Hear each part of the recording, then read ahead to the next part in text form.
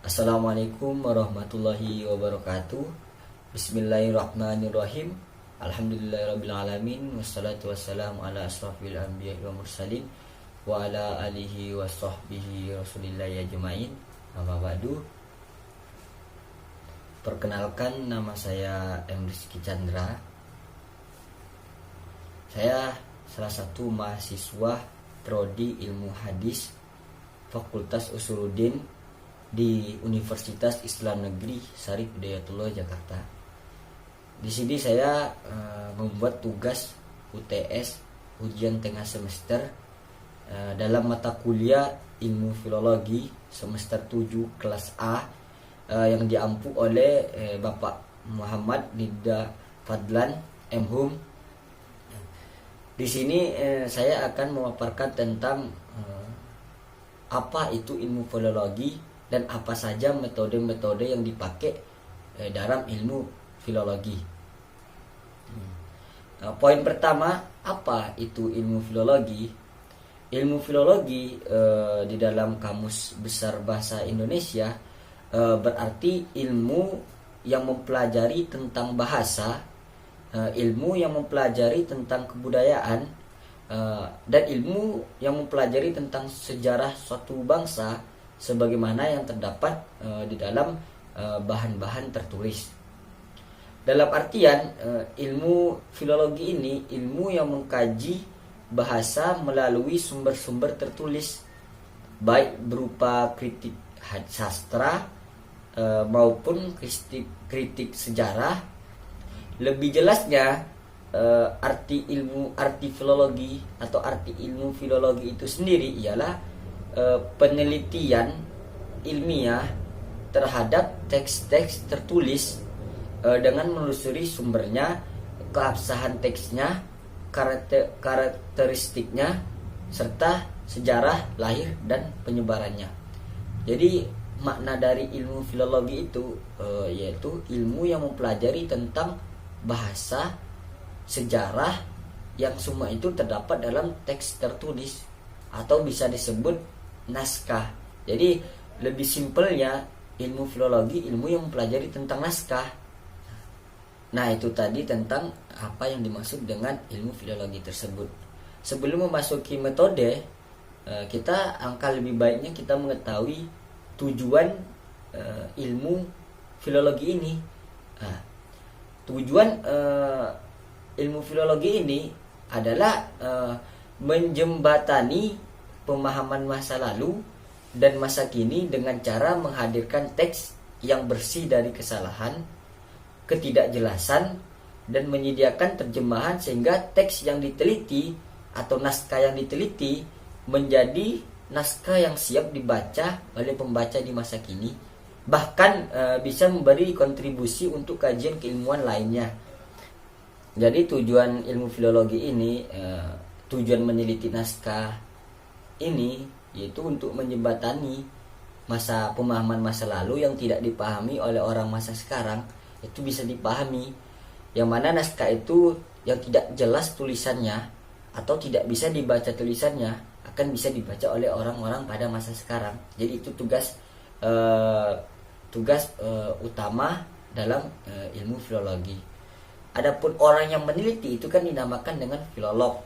Jadi tugas filolog itu merekonstruksi, meneliti teks dalam naskah sehingga mendekati seperti teks yang ditulis oleh pengarangnya, atau mendekati dengan teks yang dimaksud oleh penulisnya, oleh pengarangnya. Jadi tugasnya seorang peneliti filologi itu mengungkapkan kebenaran dalam teks sejarah, juga membuka fakta dari ilmu-ilmu di masa lalu yang dapat dimanfaatkan ilmunya di masa kini. Jadi itulah tujuan dan tugas-tugas di dalam ilmu filologi. Nah, sekarang kita memasuki tentang metode dalam penelitian ilmu filologi. Di dalam ilmu filologi itu terdapat beberapa metode. Lebih tepatnya terdapat 5 metode, 5 cara untuk melakukan penelitian naskah atau penelitian dalam ilmu filologi. kita ketahui metode ini adalah cara, jalan untuk menemukan hasil dari tujuan yang kita tuju. Jadi seperti yang diterangkan oleh Bapak Muhammad Nida Fadlan, beliau mengkategorikan, beliau menjelaskan bahwasanya metode itu seperti kayak kita ke Monas. Jadi untuk diri kita sampai ke Monas, kita itu membutuhkan kendaraan, baik itu sepeda motor, baik itu sepeda, baik itu busway, baik itu mobil, maupun itu kereta api. Jadi metode ini banyak cara, mau kita cepat atau mau kita lama atau mau kita santai, nah itu semua tergantung dari orang yang mau melakukan penelitian. Begitu juga dengan ilmu filologi. Ilmu filologi ini terdapat 5 metode.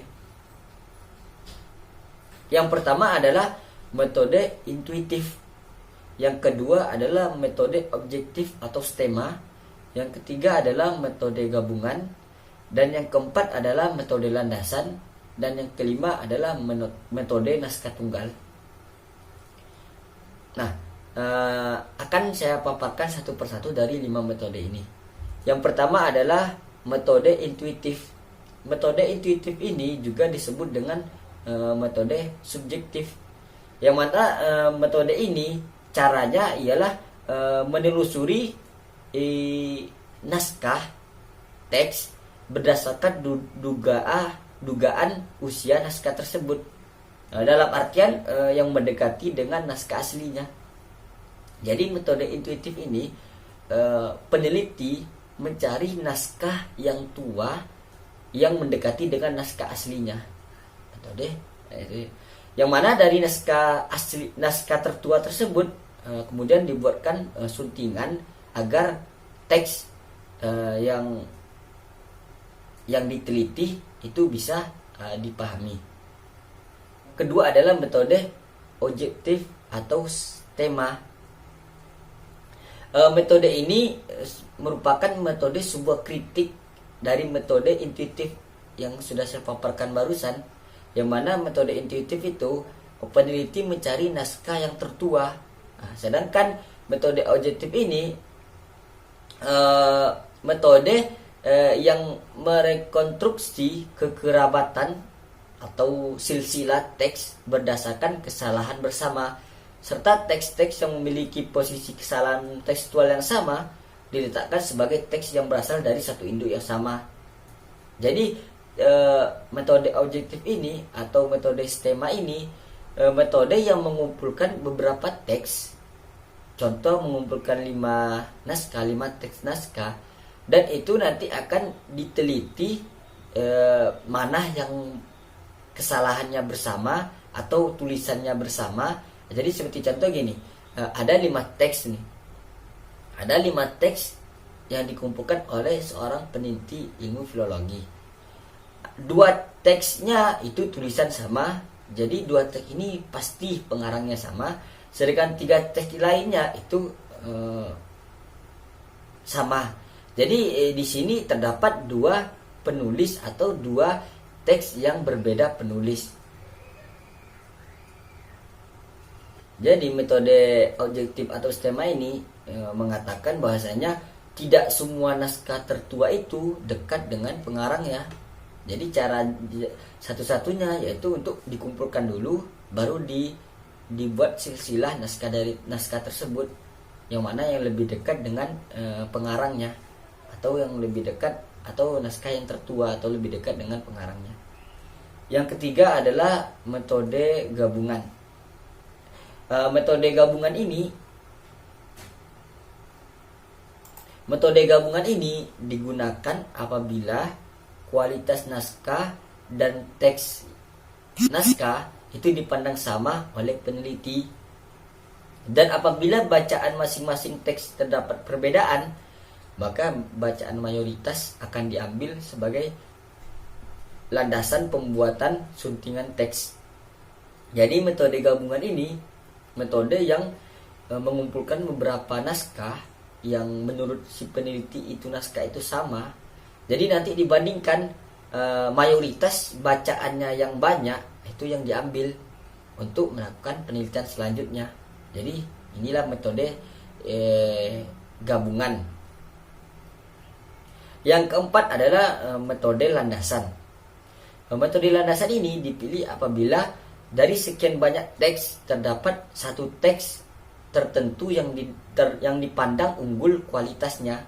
Jadi metode landasan ini metode yang mana ketika seorang peneliti menemukan beberapa naskah, maka ada salah satu naskah yang dipandang kualitasnya lebih unggul. Jadi naskah yang lebih unggul itulah yang akan dilanjutkan penelitian.